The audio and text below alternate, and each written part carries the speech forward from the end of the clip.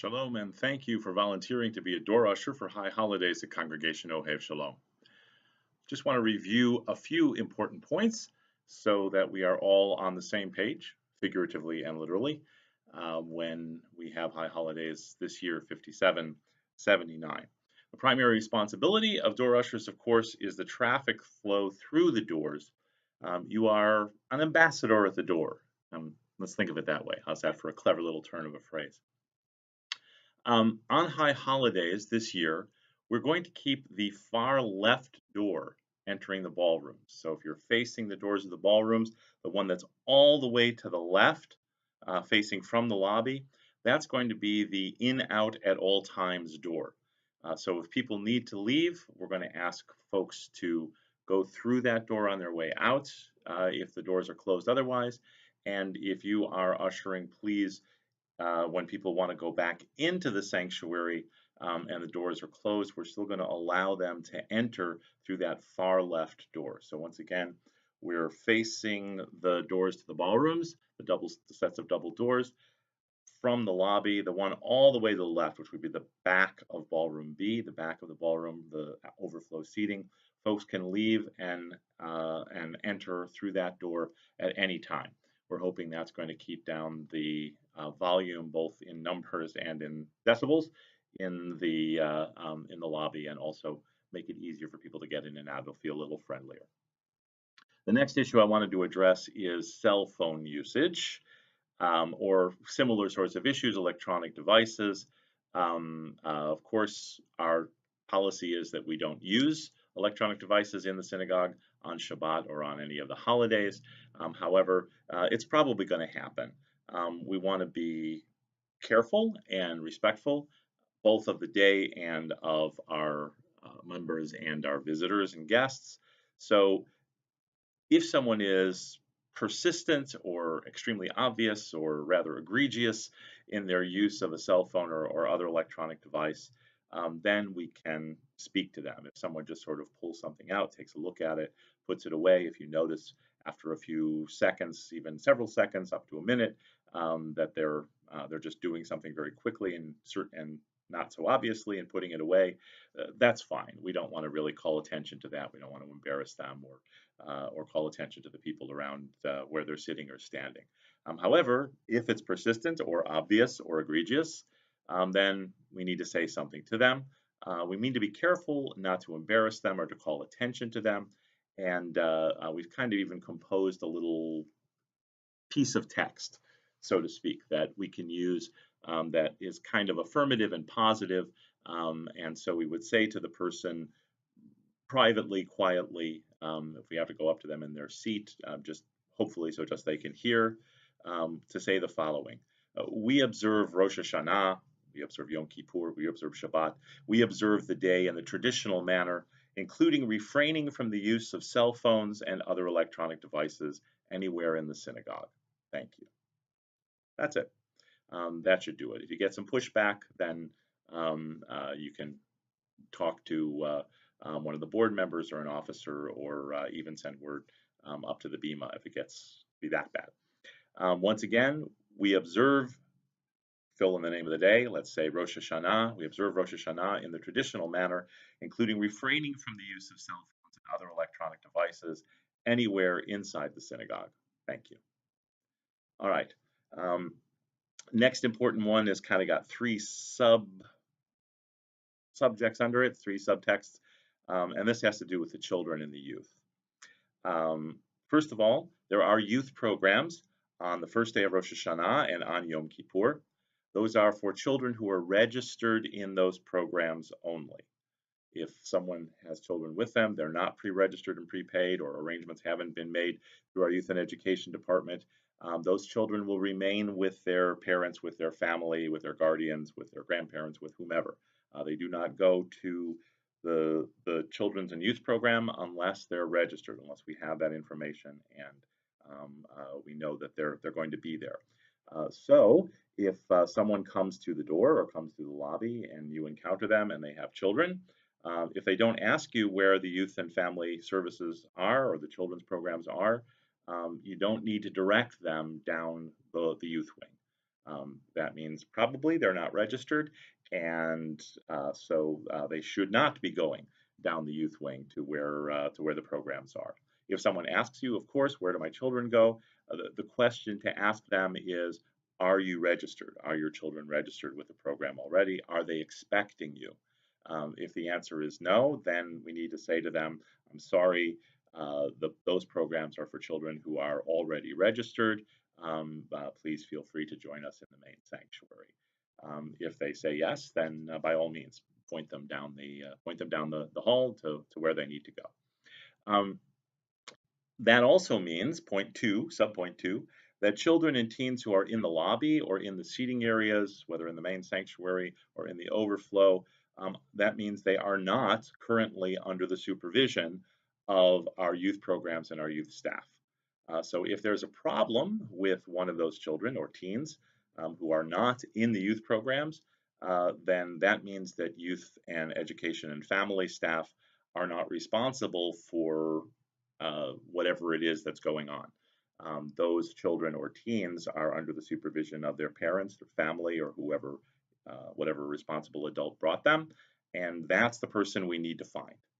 So once again, if there is a child or a teen who is experiencing some sort of an issue, whether it's disruption, whether they're lost, whether they're upset, whether they're needing to find where they're supposed to be, if they are in the sanctuary, if they are in any of the other seating areas or the lobby, then that means they are almost certainly not under the supervision of the children and teen programs in the school wing, and we need to find their parents rather than trying to fetch people away from the programs in the school wing. Those staff are busy, very much engaged. They have children to take care of, and if we pull them away from those programs, then we're going to have not enough supervision and not enough direction with the kids who are our responsibility. Number 3, under children and youth, on the second day of Rosh Hashanah, there will be a 1-hour preschool service that starts at 9:30 a.m. That's going to take place in the youth lounge. And then there is a 1-hour elementary school family service, which will take place at 10:30, and that's going to be in the combined chapel and multipurpose room. So there's not going to be overflow seating in the chapel and multipurpose room. That air wall is going to be closed, and in that double space is going to be our family, elementary school age family service, 1 hour, 10:30 to 11:30. When each of those services let out, the preschool service at 10:30 and then the elementary school service, family service at 11:30, there will be children and little voices in the lobby, probably down the hallway by the bathrooms, because kids will have been in a program for an hour and probably need to use the bathroom, and even down towards the youth lounge in the school wing, and even in the multipurpose room and chapel combined areas once that service ends at 11:30. Those voices are just fine. We were delighted to have them here. The fact that we have a congregation, we have a synagogue that's going to be full of happy children and their families who are excited and delighted and just so enthused to be here on Rosh Hashanah, on the second day of Rosh Hashanah, when a lot of folks just go back to work, is something we should be proud of. And we are very proud of, and I'm sure all of us are. So if you do hear some voices, if it seems a little loud out in the lobby or down the hallway or even in the chapel and multipurpose room, it's okay. The supervising staff is still there. Parents are still there. We're building memories and we are building attachment between those younger children and their positive experience here at the synagogue. And we want to encourage that as much as we can. Now, things get out of control. We may ask you for your assistance in kind of guiding people into a more appropriate place to be as boisterous as they may become. But unless we ask you, we've got it under control. All right, appreciate that. Couple of other just very quick points. The first one is, just like we said, you are an ambassador at the door. You are an usher rather than a shusher. You don't we don't have to worry too much about trying to make people be quiet. There's going to be talk in the lobby. I know it can be heard through the door, especially when the doors are open to let people in or out at key moments of the service. If there are folks who are being a little too boisterous, perhaps they aren't using indoor voices, I guess we would say, if we were talking about kids. But now we're talking about adults. If they're not quite as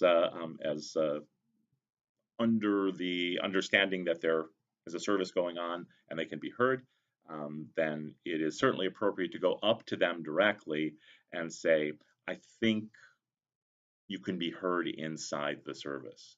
Can you please lower your voice?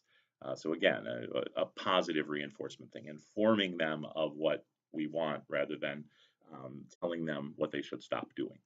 Um, that's the vibe. That's the energy we're trying to get for services in general, where people don't feel like they have to restrain themselves, that they can be themselves and be part of the congregation at the same time.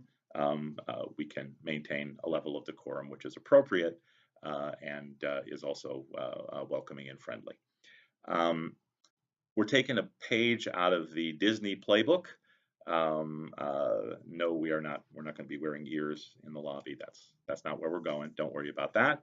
But if someone comes to you and asks you something and you don't know the answer, um, we're going to standardize the response of "Let me find that out for you," rather than saying "I don't know" or "No" or "Ask somebody else." Um, uh, that way, we're responding to the person's need. And even though the effective answer may be, I don't know, because you don't know, or the effective answer may be no. But if we confirm that, if we find that information for the person, if we say, I'm responsive to what you're asking and let me be of service to you, then people are feeling more like this is their home. This is a place where they're being welcomed and understood and embraced. And that is what we're going for. So once again, the primary responsibility of our door ushers, and it's a very, very important one, is managing the traffic flow through the doors. To be an ambassador at the door, our far left-hand door of the doors to the ballroom, as we're facing them, that's the in and out at all times door. Um, uh, if there is persistent or obvious or egregious cell phone use, then we may speak to that person in a way that doesn't call attention and doesn't embarrass them. And we're going to use the text. We observe Rosh Hashanah in the traditional manner, and that includes refraining from the use of cell phones and other electronic devices anywhere in the synagogue. Thank you. Um, Children's programs are down the hall for registered children and families only. If you encounter someone who is not where they belong or they ask you where they bring their children, we need to ask them first if they're registered. If so, then please direct them. If not, then we need to inform them that their children need to stay with them in the service.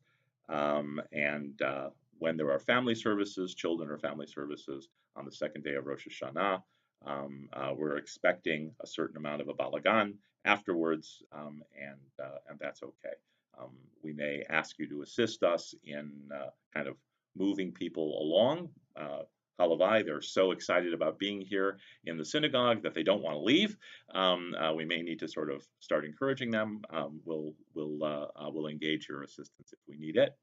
And finally, if we are concerned that there is a lot of too much talking, noise, because people are getting more than basically conversationally loud, but sometimes folks get very enthusiastic and they're laughing and raising their voices, then we can go right to them and say, um, uh, we can hear you inside the service. We need you to talk more softly.